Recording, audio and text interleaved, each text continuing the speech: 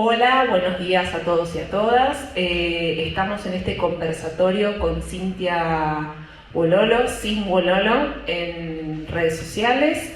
Este conversatorio se enmarca en una celebración o parte de una serie de actividades que venimos realizando desde que la biblioteca cumplió 100 años el año pasado, en 2024. Y en ese carácter invitamos, ¿sí?, a conversar a Sin Wololo sobre su trabajo como poeta, ilustradora, escritora, narradora, cuentista. Creo que le caben distintas adjetivaciones. Y bueno, por un lado me gustaría empezar comentando, dado que la biblioteca es una biblioteca popular, ubicada en Berazategui, conurbano bonaerense, zona sur, provincia de Buenos Aires, y te puedo decir Sin, es nacida, oriunda, originaria, nativa de Berazategui, y nosotros celebramos tener personajes que tengan una repercusión mediática, pública, de nuestros territorios, y quería preguntarte si este vínculo con Berazategui forma parte de tu construcción poética, narrativa a la hora de escribir, porque me interesa mucho, porque he leído algunos poemas y no sé si ahí podemos rastrear algo de Berazategui, la impronta de este hermoso partido en tu escritura. Buenas, ¿cómo va? Bueno, me encantó un montón de cosas, me hiciste poner coloradísima. Sí, yo soy muy fan de mi lugar de origen. De hecho, en algún momento viví en Quilmes y volví al barrio de mis padres. Me fui a ir a Rosario y volví al barrio de mis padres, y estoy en Hudson desde que nací, básicamente. Y en los escritos suelo hablar mucho de lo que es la infancia, de las calles, de los lugares, de lo que era, viste, los paseos que hacíamos por acá por Vera, así que siempre hay algún texto que remite. Sí, sobre todo en Hudson, no sé qué parte serás de Hudson, si Pueblo Nuevo o La Porteña, pero en los escritos sobre la naturaleza, en los poemas, en los relatos, quizás ahí se puede rastrear la presencia del territorio a la hora de escribir los humedales, el río, el verde, el colibrí, ¿no?, los árboles, pero también el espacio de ocio que hay cuando uno está en el verde frente al urbano más cemento, ¿no? Entonces pensaba si eso forma parte a la hora de escribir, no sé si de manera buscada, deliberada, pero yo creo que sí aparecen esas pinceladas de Berazategui en vos. Sí, y del río también he hablado porque, bueno, cuando éramos chicos que cruzábamos todo, estaba el camino del río. Yo estoy en Hudson, la parte que no es ni Pueblo Nuevo ni La Porteña, de este lado de Maltería. De Maltería he escrito muchísimo también. Mi abuelo fue uno de los primeros trabajadores cuando vino para la Argentina. Y bueno, yo en un momento también hice un corto dentro de Maltería cuando quedó abandonada, pero es un pueblo, un barrio que yo adoro, y todo lo que es el sonido de los pajaritos, viste, que estando más cerca por ahí ahora con la autopista hay mucho más ruido, pero bueno, cuando era chica había mucho más silencio, mucho más naturaleza, mucho más campos, calle de tierra. ¿Y algo de esa transformación en el paisaje de Hudson lo incorporaste o tenés ganas de por ahí sumarlo a tu narrativa? Porque se transformó mucho todo lo que es Hudson, todo lo que es los alrededores de la autopista, la llegada de barrios privados, proyectos inmobiliarios que cambiaron totalmente la fisionomía del paisaje. Sí, a mí eso es algo que me da como una tristeza. Vos decís, por un lado, obviamente la autopista nos ayudó un montón, que antes para llegar, no sé, a Capital era el 98 y me dabas 1000 vueltas, y ahora por ahí en un ratito estás. Pero lo de los barrios privados, para mí fue como que quedamos ahí rodeados, demasiada edificación, y sobre todo el miedo que me da ahora ver cómo están pelando todo en el camino al río, que no sabes bien qué van a hacer, pero vos decís, todos esos bañados, había un montón de animales ahí y van como tomando cada vez más terreno, que pasa en muchos lados, pero da pena esa parte perdida. Sí, y un poco avanzando en tu historia y en tu trayectoria, sos egresada de la EMBA, de la Escuela Municipal Carlos Morel, y un poco quería preguntarte el impacto de esa formación de lo público, de la educación pública, en tu formación también o en tu construcción como narradora, pero también como artista de redes, ¿no? Y para mí la EMBA es lo más. O sea, bueno, está bien, La Plata también tiene la universidad, es muy buena, pero para mí la EMBA es algo muy cotidiano, donde conoces mucha gente que termina siendo como una familia, una comunidad. Es como, no sé, viste, como cuando te juntás de pibe a crear, a charlar, es muy libre. No sé cómo será ahora, sí sé que hay muchos ex compañeros míos y compañeras que son docentes y eran excelentes en lo que hacían, así que como que va quedando, va cambiando la camada, digamos, de los viejos profesores, que muchos ya no están, pero es una escuela, para mí tiene un cariño hermoso, más que yo cursé en lo que era la EMBA original, en el edificio antiguo. Después pasaron a la MUNI, así que nada, para mí es muy lindo haber estudiado ahí. Y cuando estudié Bellas Artes no pensé, bueno, pensé en la docencia, digamos, yo entré en diseño gráfico y después me di cuenta que me gustaba más el arte y ahí me cambié, pero lo de las redes no tenía ni siquiera pensado en ese momento, fue después y, como yo digo, una suerte del destino. Sí, y sobre todo porque lo digital también está cambiando la idea de cómo entendemos el arte plástico, el arte visual. Yo vi algunos videos en los que se muestran cómo vos vas dibujando, pero bueno, me imagino que las técnicas, la forma de construir arte con las redes sociales, o sea, lo digital, transforma mucho la formación y que quizás eso es algo que también va a demandarse o va a incorporarse en la educación superior, ya sea profesorados o diseños. Entonces, bueno, preguntarte también por eso, ¿qué cambia lo digital respecto de esa formación más tradicional que vos tuviste en la EMBA? Y cambia muchísimo. Yo, por ejemplo, si bien se ven artistas que muestran sus cuadros y hacen algo mucho más artesanal, las redes lo que te da hoy es que tiene que ser todo más inmediato. Y en eso más inmediato se pierde por ahí el proceso creativo, que uno tarda más en hacerlo por disfrute. Vos decís, no sé, un dibujo por ahí, si yo hago un dibujo muy elaborado con colores, lo pinto y una acuarela y lo subo y lo comparto en redes, no tiene el mismo impacto que por ahí un dibujito de 3 líneas que tenga una frase. Entonces es como que se busca mucho lo simple y se pierde por ahí un poco todo lo demás. Pasa con los textos, por ejemplo, vos decís, yo antes escribía más largo, en Instagram te da una longitud. Yo sigo escribiendo largo porque es mi manera, pero digo, se busca lo efímero, el carrusel, la frase corta, como que todo llame la atención y perdés un montón de la esencia si te acomodás, digamos, a todo lo digital. ¿Y vos cómo lidias con esa tensión entre quisiera por ahí escribir más largo, ser publicada, ser republicada? Viste que ahora las redes te permiten como republicar. ¿Cómo te llevas con esa tensión o cómo la navegás? Yo soy muy renegada de las redes, de eso. Yo, si me dicen hay un horario que es mejor, yo subo a otro horario porque no. Si no, es todo automatizado y yo meto una foto del perro, una foto del jardín, un día hago una catarsis, un día cuento un chiste, un día te cocino una tortilla y entre medio te mando un texto por lo que escribí. Entonces como que trato de que no, si no queda como una frialdad de decir, bueno, escrito y no hay una ida y vuelta. Y tampoco, yo siempre digo, cuando leo a alguien en redes o veo lo que hace, me gusta saber quién está detrás. Un poquito, aunque sea, decir, bueno, qué hace, qué le gusta. Entonces me parece que eso de subir de todo un poco también permite la conexión de ida y vuelta. Y el manejo de las redes, por ejemplo Instagram, que creo que tenés un perfil muy popular, eso lo administras vos. Sí. Ahí por ahí hay una diferencia respecto de personas que le delegan a terceros o contratan a alguien que se pueda hacer cargo, porque me parece que es muy genuino cuando uno lo revisa el perfil de Cintia.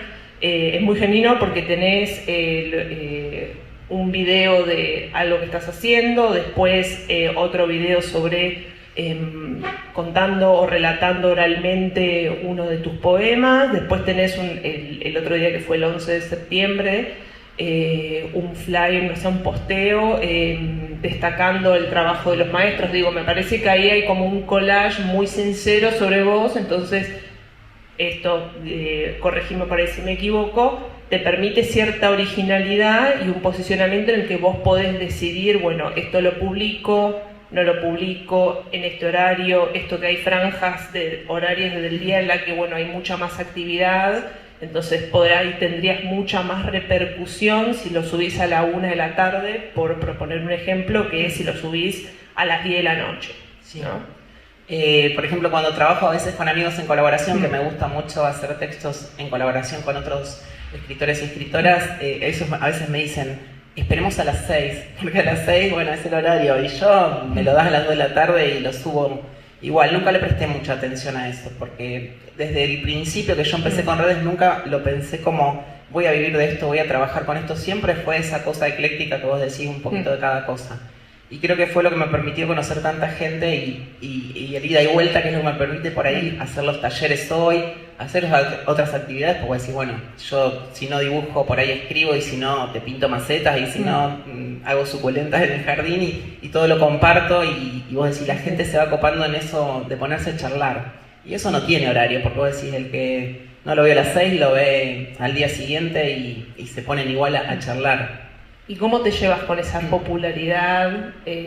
No sé si famosa celebridad sería, pero popularidad porque tenés una cantidad importante de seguidores en redes sociales, y sobre todo lo que me llamó la atención es que un video de Facundo Arana relatando, contando uno de tus poemas. O sea, ¿cómo te llevas con ese salto de Berazategui a Facundo Arana? Yo no tomo mucha conciencia, siempre lo digo como que lo digo como... fue sucediendo. Las redes empezaron a crecer en un momento que nunca entendí bien por qué, con esos dibujitos sencillos. Se ve que era una época donde se compartía mucho rock nacional. Yo empecé a escribir porque estaba atravesando una depresión y empecé a subir en redes, y fueron creciendo. Y me pasó eso que yo digo, es una suerte del destino, no sé si es la energía o qué, pero hay gente que vos decís, wow, como cuando Facundo me dijo, ¿te molesta si relato un poema tuyo que me gusta? Y yo dije... No, soy re fan, ¿viste? Porque uno no se hace el duro. Igual, si yo soy re fan, yo te vi en todas las novelas, y cuando te das cuenta de cómo es él, de que es súper humilde, súper sencillo, que te escribe, amiga, ¿cómo andás? Paso a saludarte, vos decís, es un tipo que realmente es lo que muestra. Y hay muchas personas en redes así. No podés creer que Padre Coraje estuviera relatando un poema tuyo, pero digo, eso, ¿cómo te llevas vos con esa popularidad en redes? Porque después no sé si físicamente la gente por la calle vas a comprarte para, hola, sí, me saco una foto con vos. No, me ha pasado alguna vez, sí, de alguien que me reconozca, pero no pasa, porque aparte yo soy más por ahí... de no salir, además no salgo mucho, pero no me pasa así de que me reconozcan, y realmente no lo siento como fama, sino como que digo, bueno, hoy por hoy las redes por ahí crecen mucho por diferentes motivos. Vos decís, el otro día hablamos de, no sé, una chica que hace un reel mostrando la canción, que fue muy divertida, vos decís, de repente se viralizó y hay muchos seguidores, que hoy pasa eso, pero yo como que no reacciono bien con el tema de la fama y eso, sino que sobre todo conociendo gente muy famosa y dándome cuenta que son súper humildes, y vos decís, al final están todos en la misma, y es conocerlos, pero uno como que idealiza o idolatra por ahí a ciertas personas. Vos después cuando hablas decís, no, mira, es una persona común y corriente como cada uno de nosotros, y obviamente hay personas que no son así tan accesibles, pero yo conozco varias personas famosas ahora gracias a las redes, que son súper humildes y como cualquier persona. Como cualquier persona. Y también pensaba mientras te escuchaba respecto del formato digital, vos hoy con qué te sentís más cómodo, así trabajando o publicando de manera más tradicional en libros impresos, o el mundo digital pudiendo publicar en redes. Digo, hay una diferencia entre el soporte celular, redes, y escribir en la compu para que después eso sea impreso, publicado, que sea de acceso en una librería, en una feria, en una biblioteca. Ahí, ¿cómo te llevas con esos formatos? Yo siempre fui muy del formato redes, empecé con el formato redes, y todos los libros que están publicados, la mayoría fueron subidos a redes, porque aparte yo siempre el spoiler. No tengo un libro que me haya sentado a escribirlo y dije, bueno, el libro salió y nadie sabe nada. Siempre fui contando. Entonces, como que creo que las redes fue siempre la previa. De hecho, el primer libro salió de casualidad, porque Sudestada me dijo, juntemos todo lo que escribiste en la red y hacemos un libro. Y con nosotros fue pasando algo parecido, si bien tienen otra terminación y uno va aprendiendo cosas, porque yo siempre digo, no soy escritora, soy profe de artes visuales, no tengo una carrera en eso, pero vas aprendiendo por ahí en el camino y les das otro formato, pero siempre diciendo lo que pensás y lo que sentís, no es que haya cambiado mucho. Sí, obviamente los textos más largos o las historias no las puedo subir, pero por ahí subo un fragmento o cuento de qué se trata o lo leo. Sí, vas generando una anticipación a eso y también vas obteniendo reacciones, porque me imagino que la gente va respondiendo a medida que vos vas publicando. Está bueno eso también porque vos decís, bueno, sentí la identificación que hay por ahí en temas cotidianos y comunes. Yo creo que no me podría, tampoco me llama la atención decir, bueno, me tomo 6 meses para escribir una novela forzada, si es que no surge y después la presento y no saben de qué es. Me gusta que se sepa de qué va el libro, que quien lo compra me diga, bueno, me gustó este texto y lo vaya a buscar, me parece que está más bueno. Además el spoiler para que, como cuando uno va a comprar un libro, decís, bueno, a ver de qué se trata. Sí, es como un poco el viejo formato del folletín que se iba publicando semana a semana y después, una vez completada la colección, se recopilaba y se vendía como un libro, una novela, ¿no? Por ahí hoy las redes vuelven a un viejo formato, lo reactualizan y lo cambian. Quizás eso es lo que también vos vas haciendo, vas publicando fragmentos de lo que vas escribiendo, la gente va también sumándose a esa lectura, porque eso también es una lectura colectiva en redes, que por ahí nosotros no estamos acostumbrados como estamos haciendo ahora, que tenemos espectadores que nos están viendo, pero vos tenés espectadores en redes sociales que también se van sumando a esa lectura y van haciendo devoluciones y van reaccionando. Sí, y en general lo bueno es que en las reacciones van contando cosas también ellos o te dan puntos de vista. Pues yo siempre digo, a veces uno puede estar seguro de una idea y vos decís, viene alguien y te dice, no sé si es tan así. Le digo, tenés razón, yo la pensaba desde mi lugar. Por eso yo siempre trato de nunca usar ni el imperativo, ni dar lecciones de nada, ni consejos, porque digo, no me los puedo dar ni a mí. Por ahí entre amigas uno puede decir tal cosa, pero las redes es como siempre, es lo que yo siento, lo puedo poner en tercera persona, pero siempre aclarando eso, son cosas que uno siente y eso por ahí abre la posibilidad de decir, bueno, a mí me pasa también, a mí no me pasa o me pasó parecido y se empiezan como a intercambiar historias. Y en ese intercambio vos alguna vez transformaste por ahí la anécdota o el relato, algo que algún seguidor o seguidora te contó y bueno, lo convertiste en algún poema, en algún relato, ¿no? Te pregunto porque digo, viendo los seguidores que tenías, digo, ¿cuál fue la anécdota o el comentario más significativo, más movilizador que te llevó en todos estos años de actividad y de publicación? Es como imposible pensar en uno específico porque se habla mucho desde el dolor, hablo mucho con mucha gente que tiene pérdidas muy grandes en su familia, incluso de hijos, que yo siempre digo es impensado. Hablo con mucha gente que tiene problemas de salud, que está en movimientos sobre el cáncer, que vos decís, bueno, que de vez en cuando te enterás que una de ellas partió con las que hablaste, y digo, hay mucha tristeza y mucha falta de contención a veces, que las redes, yo digo, tienen un lado por ahí malo, porque como todo, que también hay partes que vos decís, bueno, cuánta agresión, y por otro lado hay como comunidad en temas que antes no existía. Vos decís, antes yo tenía pánico o depresión y no lo podía hablar porque no sabía ni lo que era. Hoy por hoy hay mucha información desde la psicología, hay muchas cuentas que están buenas. Entonces, al intercambiar y también seguir por ahí personas que hablan desde la psicología, de los vínculos traumáticos y todo, te das cuenta que nada, que te comparten la historia y que tienen necesidad muchas veces por privado y muchas veces en el comentario y muchas veces se ponen a hablar, incluso ahora en los talleres que estamos haciendo, muchas historias de vida. Entonces yo creo que es como medio escritura terapéutica en comunidad, digo. ¿Y cómo te sentís dando talleres, en ese rol de tallerista?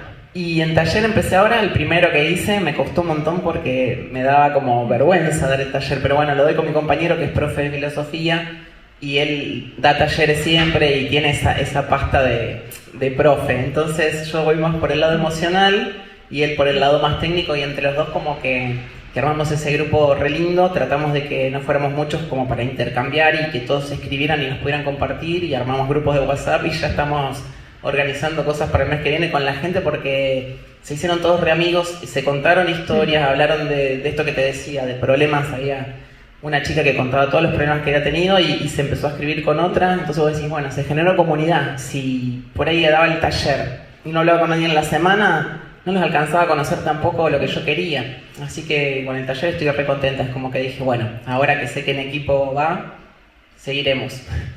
Bueno, eso es también algo para sumar a tu perfil, digo, de tallerista, porque también estás utilizando toda esa experiencia previa de publicación, no solo en formato impreso, sino también digital. Pero hace un rato vos habías dicho que un poco toda esta actividad que estás realizando ahora nació de una situación bastante difícil, bastante compleja, y yo pensaba ahí cómo transformaste el periodo de la pandemia, el encierro, el confinamiento y bueno, todas las etapas posteriores en la construcción de relatos, de poemas, de narrativa. Porque fue un momento complejo. Fue complejo, y yo siempre digo, la pandemia, puedo tener la suerte de decir, la transité bien, porque estaba viviendo sola con mi hijo, fue como una etapa de mucha calma, de trabajar mucho y de escribir muchísimo, porque yo al ya no ser docente, si bien seguía trabajando en otras cosas, en diseño gráfico, en dibujos, escribí mucho. Y lo único que puedo decir durísimo, sí, de haber perdido amigos, de no poder ver a mis viejos que eran grandes, aunque estaban a 2 cuadras, de la soledad y el miedo, y de ver a muchos amigos pasarla muy muy mal, y como a la mayoría le pasó, yo a mi hermano que estuvo muy mal internado, pero de lo laboral yo digo, no me puedo quejar, porque yo venía de una relación por ahí que no daba para más, ¿viste? Cuando vos decís necesito un poco de paz, y justo se termina la relación y arranca la pandemia y yo me quedo viviendo sola con Uli, y fue como que dije, menos una mal, señal. 2 días antes, menos mal, fue una señal. Y por eso digo, sacando todo el dolor de las cosas que vieron mis seres queridos, no la transité mal. Bueno, hay algo dijiste respecto de las relaciones, y en muchos poemas, en muchos, por momentos, esto lo digo, una percepción que eran cuentos en verso, por momentos, no eran los poemas tradicionales, sino cuentos en versos, y lo que noté es que hay una reflexión y hay una búsqueda por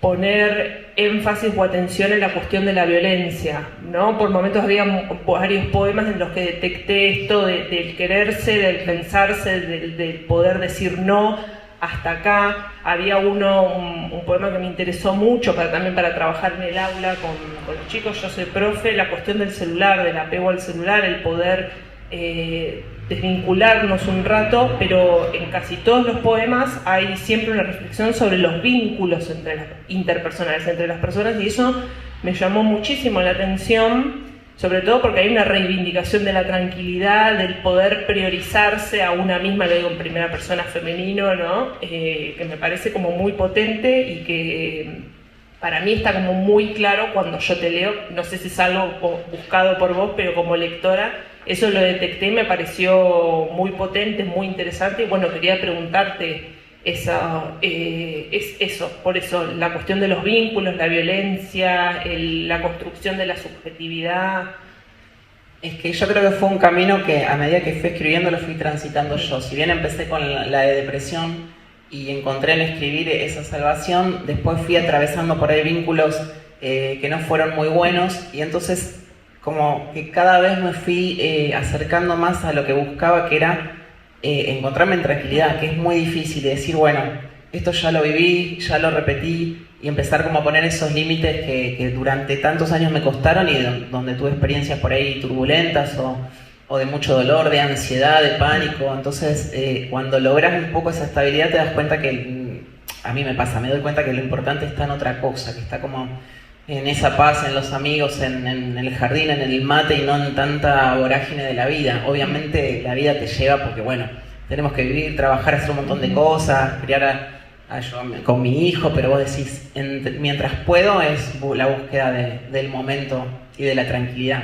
Sí, que quizás eso también es algo necesario, que se vincula con lo que charlábamos hace un rato respecto de la inmediatez, lo corto, sí, lo ya, lo fugaz, ¿no? Entonces hay una conexión entre el proceso de la escritura, que nunca es tan sencillo, más bien diría que es largo, por momentos te obliga a reescribir, y que no todo es publicable, y que quizás esa vorágine o ese ritmo tan acelerado, tan vertiginoso, algunas veces es tan contraproducente que ni siquiera lo podemos detectar. Sí, a veces no te das cuenta, ¿viste? Cuando vos ves a alguien y decís, baja un cambio que te está haciendo mal, o ves a alguien que está súper estresado, porque a veces la vida, o sea, vos decís, tengo que hacer ciertas cosas y me estresé, pero está todo muy acelerado hoy, y está todo como muy marcado por el perseguir el éxito, pero no el éxito en sí, sino en general. Por ejemplo, tengo que sanar, porque me dicen que tengo que sanar, que me tengo que curar, me dan como lecciones para todo el tiempo, y es como que todo tengo que llegar a algún lugar. Y vos decís, yo nunca sanás del todo lo que estás trabajando, hasta el último día seguís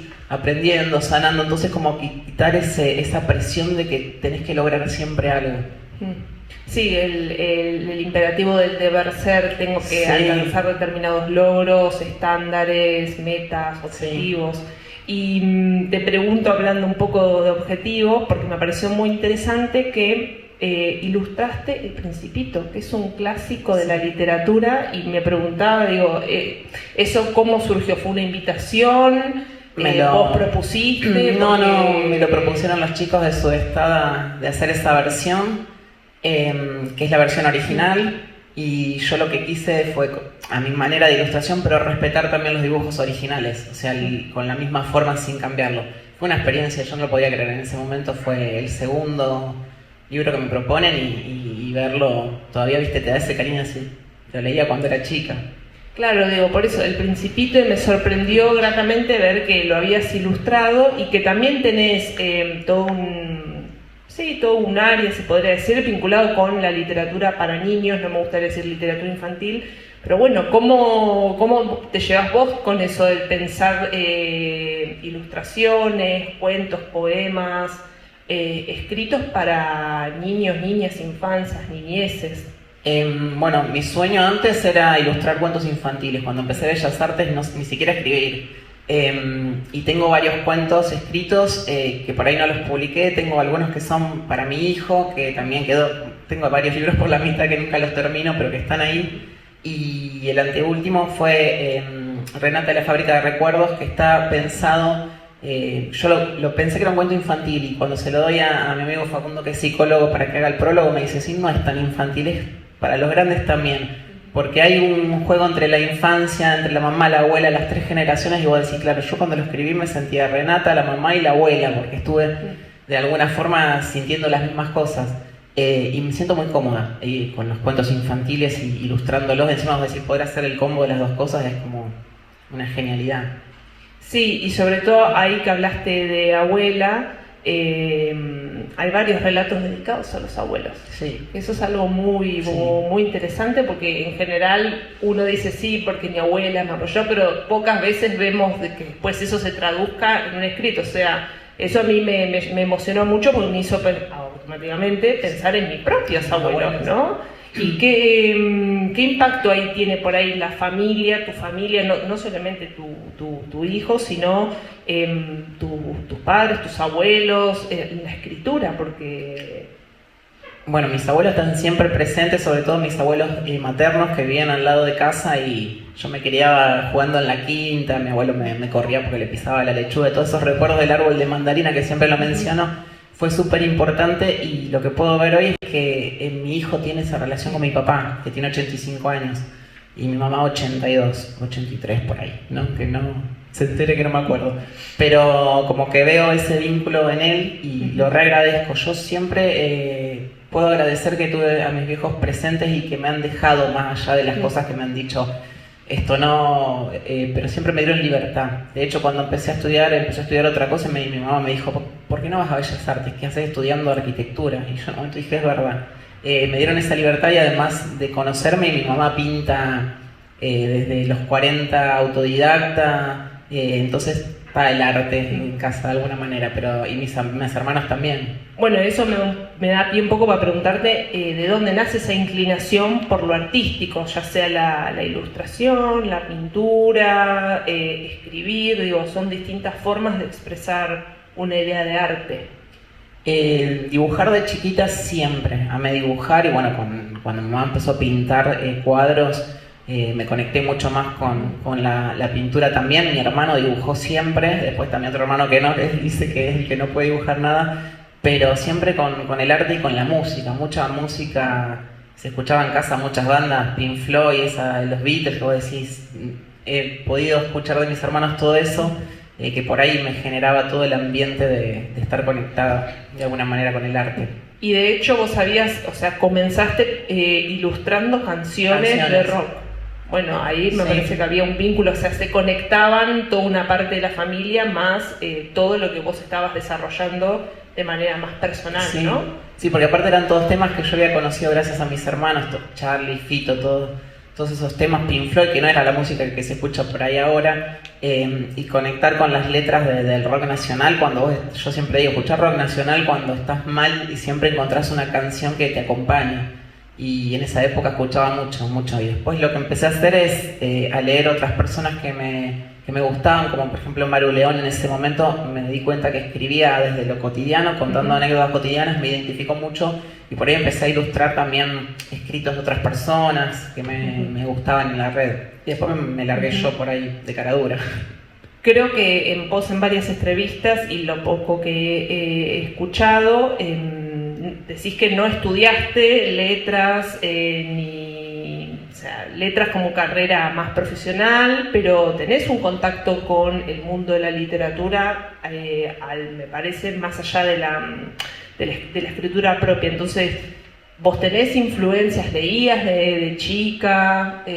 ¿Tu contacto con los libros cómo era? De chica leía muy poco, leía cuentos, viste los clásicos que te regalaban, pero en mi casa nunca hubo una biblioteca. Yo siempre lo digo, no tengo la cultura de chica de haber leído. Siempre fui muy de lo artístico, de dibujar cerámica, pero no estuvo esa cultura. Me acuerdo que estaban por ahí los diccionarios Capeluz que tenían la colección y 4 o 5 libros más.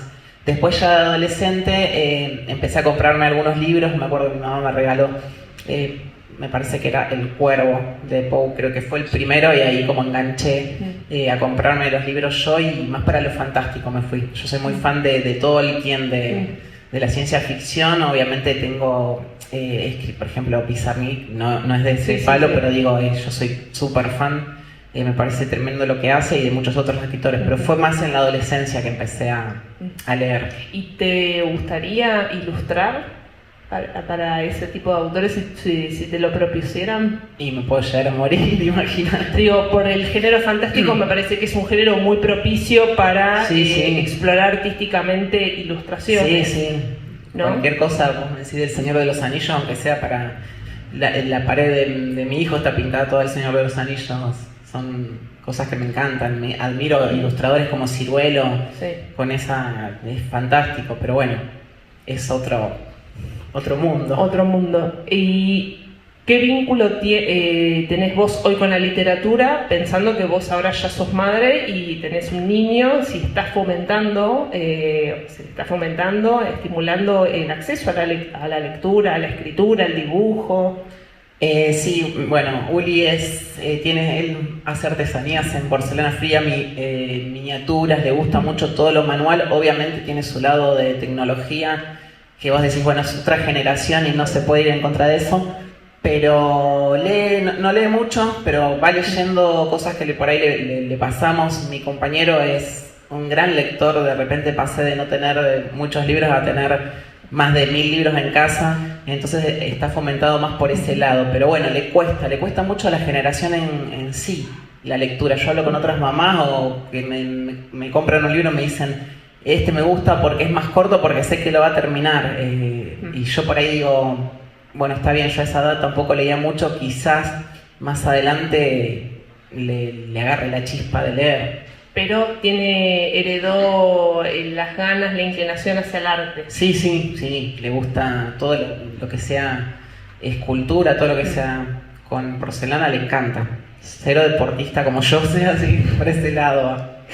Bueno, un poco cuando nosotros estábamos conversando para encontrarnos el día de hoy, te habíamos propuesto también que presentaras tu último libro, Alma de Amapola, ¿sí? Que salió este año, y bueno, que nos contaras un poco de qué trata el libro y por qué deberíamos leerlo, acceder a él. Alma de Amapola es un libro que le tengo mucho cariño porque es la primera vez que siento por ahí que escribo desde la ficción. Yo digo, nunca es ficción, porque siempre en alguna historia hay algo que o me pasó, o le pasó a una amiga, o nunca inventas. Digo, en mi caso, obviamente hay las novelas, hay un montón de ficción, digo, pero en mi caso nunca es del todo ficción.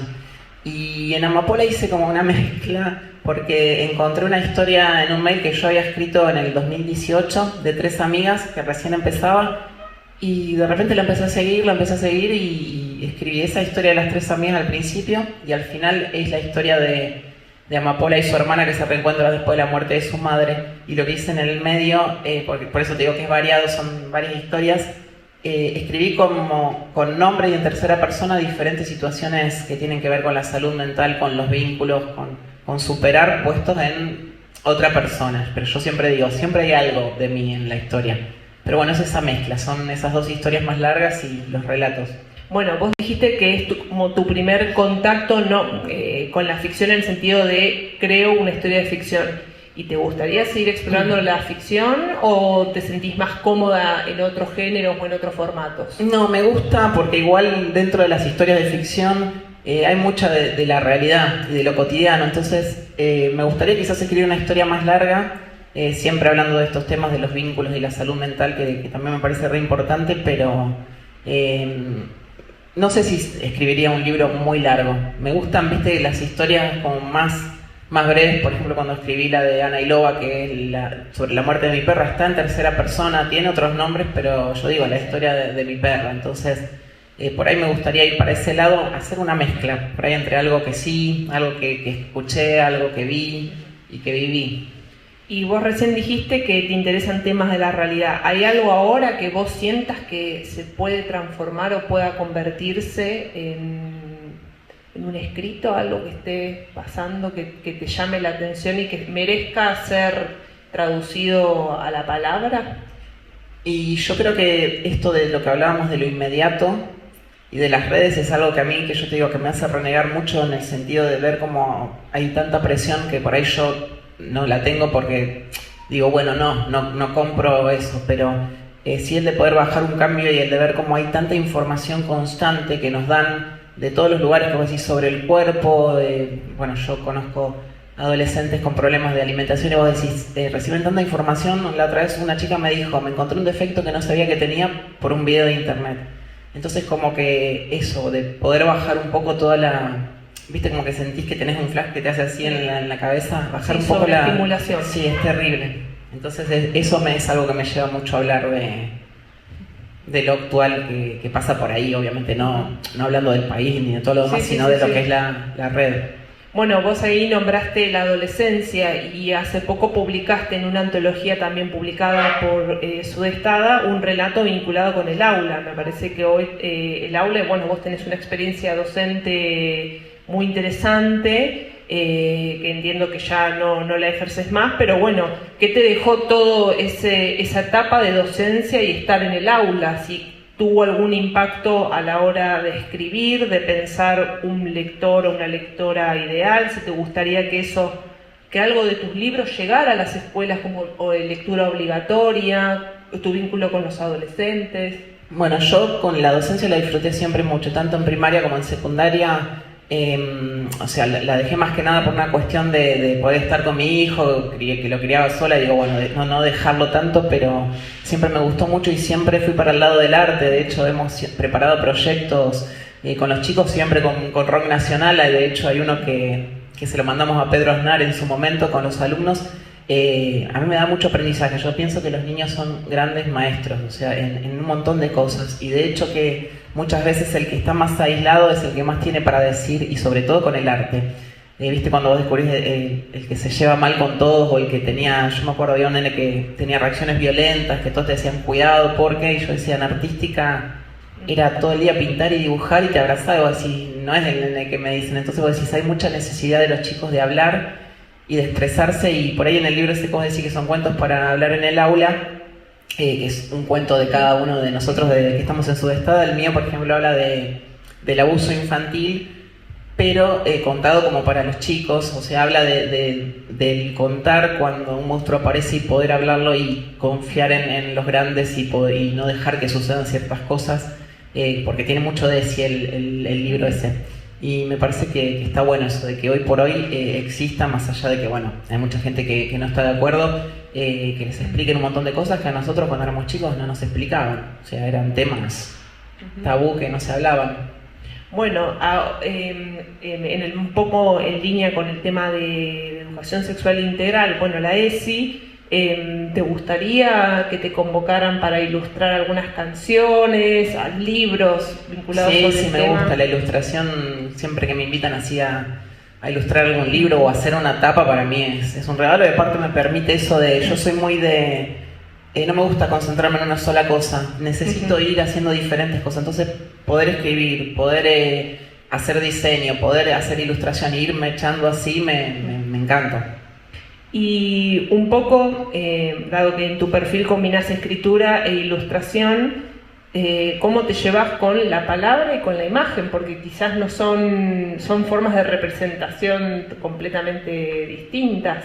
En un principio me llevaba mejor con la imagen, sentía que me liberaba más con la imagen, y después cuando descubrí la escritura que yo no escribía antes demasiado, fue como una liberación. Dije, bueno, esto para mí es más fuerte que el dibujo, porque te lleva por un montón de lugares. Pero bueno, hay momentos donde por ahí digo, bueno, no escribo, o tengo esa pausa y necesito dibujar, ¿viste?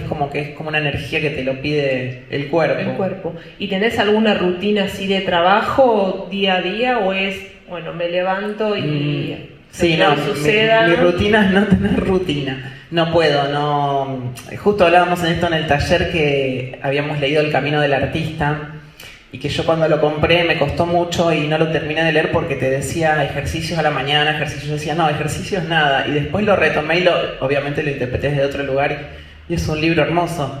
Pero yo escribo, estoy en la ducha a veces y salgo porque se me ocurrió una idea y la anoto en el celu, o a la noche me despierto y la anoto, y por ahí se me da por escribir así, pero nunca el hábito de decir, bueno, tengo que escribir. Salvo que me digas, bueno, el libro ya está, lo tengo que organizar y entregar, sí. Pero no, si no, claro, no puedo. Pregunto porque esto es algo siempre interesante, conocer cómo es el quehacer cotidiano de quienes escriben. Esto de decir, bueno, hay escritores o escritoras que dicen, me levanto a tal horario y hasta determinada hora no salgo del lugar porque necesito que escribir 5 horas, aunque tipes un párrafo o 5 palabras que hacen una oración, ¿no? Digo, por eso te preguntaba si vos tenías así una rutina bien estricta. No, de hecho escribo mucho más de noche. Para mí de noche es como, a la mañana puedo hacer algo práctico, pero nada creativo. Mi compañero, por ejemplo, se levanta a las 6 de la mañana, los libros arriba de la mesa, se puede llegar a leer 10 libros, escribir todo, y yo me levanté a las 10 y él ya, viste, se comió 4 libros nuevos. Pero yo lo admiro porque digo, también es un hábito. Quizás si lo tuviese que hacer, como es El Camino del Artista, que te dice, todas las mañanas tenés que escribir ni bien te levantás. Capaz que si adquirís el hábito es como, no sé, cuando salís a caminar la primera vez y la segunda y la tercera. Pero todavía no lo logré. Bueno, igual sos prolífico, igual sin tener esa rutina tan esquematizada, tan severa. Y yo voy a repasar algunos de los títulos, ¿sí? Editados por Sudamericana: Loca, Cósmica y otros viajes, 23 razones, Orillas, que nosotros lo tenemos en el catálogo para que ustedes lo puedan solicitar, ¿sí? Diario de un colibrí, Estrellada, la ilustración del Principito, Las cartas de Lucía, Descalza y Alma Amapola. Probablemente me olvidé de alguno. Yo igual también, no me acuerdo. Pero me gustaría, para cerrar, leer un poema que me gustó muchísimo del libro Descalza, ¿sí? Que es el número 10, y lo voy a recitar. Te pensé todo el día en un mate, en mis amigos, en todo lo que es transparente, en todo lo que está, pero no se puede ver, en todo lo que dicen que se fue, pero apretamos los ojos para seguir creyendo que no se fue nunca. Te pensé todo el día, ojalá estés bien, allá donde dicen que el mundo no duele más. Nada, me pareció muy bello para ir cerrando este conversatorio, y en primer lugar agradecerte por tu tiempo, por tu compromiso. Nosotros desde la Biblioteca Popular Manuel Belgrano celebramos los artistas locales y sobre todo queremos dedicarle un espacio para que ustedes puedan interpelar al público y sobre todo convocar a la lectura y a vincularse con instituciones públicas abiertas, y que, bueno, vos te sientas bienvenida en esta casa que es la Biblioteca Popular. Mil gracias por la invitación. Para mí yo siempre digo, cuando es algo en Vera, a mí me encanta ser parte, así que me hayan invitado es un placer muy grande. Bueno, no sé si quisieras contar algo más que yo no te pregunté, si vale la pena reforzar alguna No, idea. Simplemente decir que el poema que leíste recién se lo escribía Hugo Montero, uno de los fundadores de Sudestada, que murió en pandemia del corazón internado, y bueno, justamente es uno de los de las primeras personas que vino a casa y confió en mí junto con Nacho a decirme vamos a editar, y de ahí en más toda la vida, así que bueno. Bueno, espero haberlo leído bien y haberlo honrado correctamente. Emocionar porque justo no suelo leer poemas en pandemia. voz alta, pero este me pareció particularmente movilizante y muy emocionante para cerrar, porque bueno, nada, pensar en todo lo que nos pasó, las personas que no están y somos también un poco con lo que han hecho de nosotros, diría Sartre, ¿no? Sí, o sea, todas esas personas que han estado y nos han hecho. Son parte de lo que somos siempre, sí. Y que siempre están, y que eso después, todas esas experiencias, todas esas memorias se transforman en material y en una usina de arte y de inspiración para seguir escribiendo. Así que bueno, nada, muchísimas gracias Cintia, y éxitos. Te volveremos a convocar para cuando tengas más libros y que bueno, nada, reforzar esta idea, ¿no? De que los libros de Cintia están en la biblioteca, y le agradecemos mucho. Muchísimas gracias.